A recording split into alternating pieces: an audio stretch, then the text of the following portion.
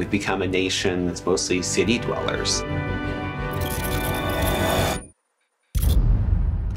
With technology, there is a risk that we're becoming disconnected.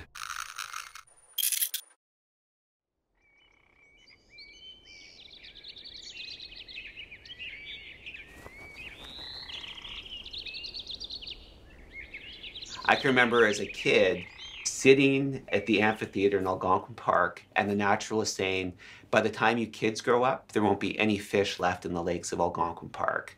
And that was devastating to me, right? I initially got interested in conservation because I have a passion for plants and wildlife, but you come to the realization that it's critically important for people and that we need to be fostering the next generation. I get very concerned that kids can identify lots of corporate logos, but they can't identify the trees or the birds that live in their local area.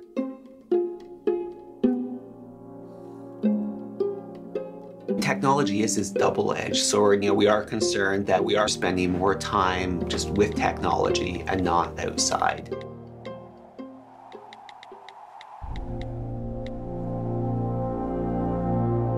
But you can use that same technology to disconnect from nature, or you can use that very same technology to connect with nature.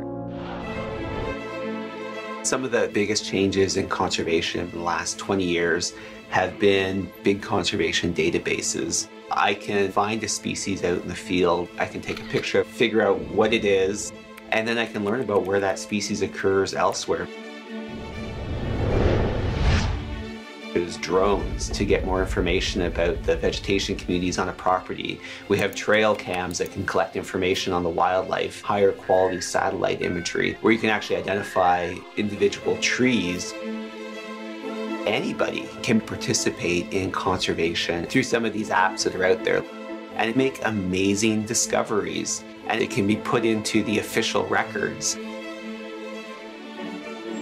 In the past, we've lost species and habitats partly out of ignorance. People didn't know it was the last place or the last one. We know that now. And that gives us, I think, a lot of power, but also a lot of responsibility, because if we're letting these places and these species disappear now, when we know that they're the last places, I don't know how future generations are going to look on that.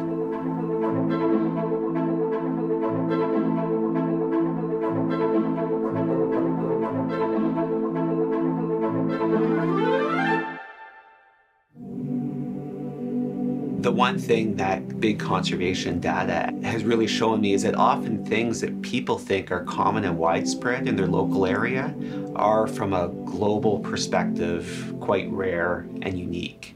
What color is his back? What color? Red. Yeah, he's called a red-backed salamander. Oh, he's moving. He's moving. There's evidence for hope.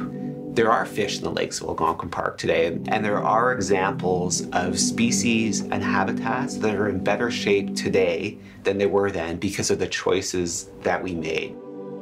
Technology is wonderful, but it can't replace places that were protected not by chance, but because there were people that cared and were committed to protecting those places.